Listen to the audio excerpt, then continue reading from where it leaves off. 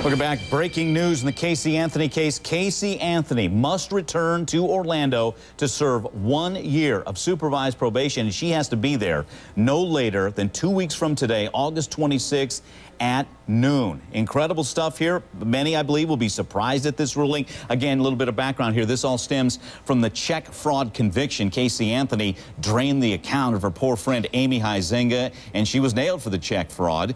But what happened was there was a clerical error. The original judge, Stan Strickland, in open court verbally said his intent was for her to begin serving supervised probation after her release from jail. But there was a clerical error in the midst that did not write the words "once released," so probation began while she was still in jail.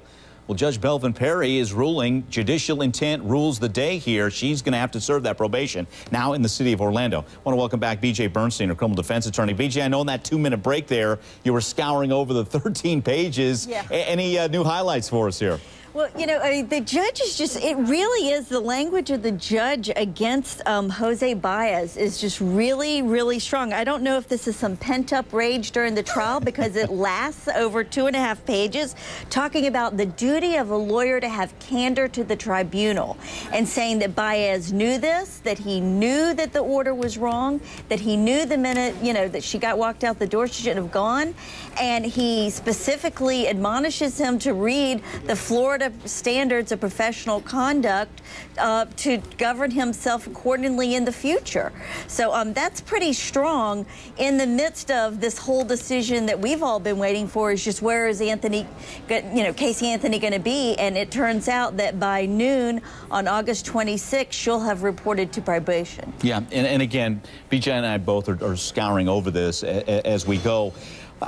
Does he mention, or how much do you think safety played a part in his decision? It was a factor, and he'd mentioned it, obviously, and we talked about it, BJ, whether or not she's going to be safe going back to Orlando, or whether or not anybody around her, probation officers, media, anybody else getting closer, will be safe. He acknowledges it near the end of the opinion that that was an argument, and that may be an issue, and then the very next words is she'll be reporting in August. So he did leave it open that the exact date and time won't be in the order, that it can be any time between now and the set date, but obviously with this case people tend to stake out the probation office will be the next thing. Okay.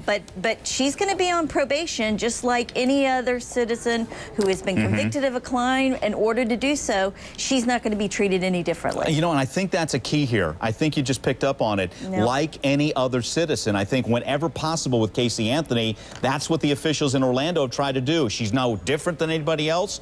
If it's judicial intent for her to go back to Orlando, so be it. I want to bring in my friend and colleague, Jane Velez-Mitchell. Jane, here we go with Casey Anthony. I'm a little surprised, to be honest, that I thought he was going to go administrative probation and still have her on probation, but not go back to Orlando. But you know what BJ said, and I think you've said it as well, Jane, they want it to be like anybody else. Casey Anthony, you're going back to Orlando. Your reaction, Jane?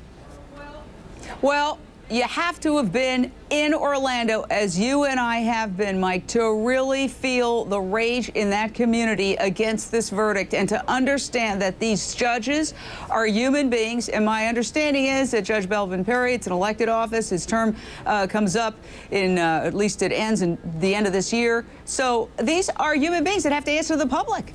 And the public is not happy about this verdict. And they would like to see Casey Anthony punished in some way, shape, or form. And anything short of that is not going to satisfy the public. So I think this is, I do believe this is political. Even the judge himself may not be aware of that. He may feel he's following the letter of the law, but unconsciously there's got to be some feeling in there that she's got to pay in some way. Now, if you look at the terms, and these are the same terms as the original probation, it's, I don't know how she's going to do this. She's got to diligently work at a lawful occupation. Right. Who's hiring her? How is she going to have, right, was she going to be flipping veggie burgers at a place in Orlando? I don't think so. Maybe she'll be the madam of the shot girls again. Yeah, I mean, the other thing is that they're going to be watching her, and if she breaks any of these rules, like drinking to excess, like drugging, like hanging out with a criminal element, they can yank her right back to jail. So really, I think, short of being convicted of the serious charges, this is the worst possible thing that could happen to Casey Anthony. I'm sure that they're already working on an appeal. And I think one of the questions is the judge going to stay pending the appeal? Because this could go all the way up, up, up, up, up. And if he issues a stay, it may again be just another drama-rama, and we'll be waiting a long time to hear the resolution. Hey, BJ, real quick, clarify. Say Casey Anthony says, you know what? I don't feel safe going back to Orlando. I'm not going. What happens? An arrest warrant is issued, and she would be extradited back to Orlando, whenever we figure out where she was. Okay, that's simple. Jane, well, let's talk about that. Just the basics here. Where's she going to live? I mean, is she going to have to, take the guest house with Cheney Mason or Baez or somebody? I mean, is that what we're looking at here? Well, my understanding is that one of the things that they are doing is keeping her address confidential. But you and I were in Orlando. It's a small town. You could find out where she is. It's not the kind of place like a big city like New York or LA where you could really disappear and remain undercover. She's got to have a car to move around. Mm-hmm. She will be discovered, and there is a serious question about her safety. Right.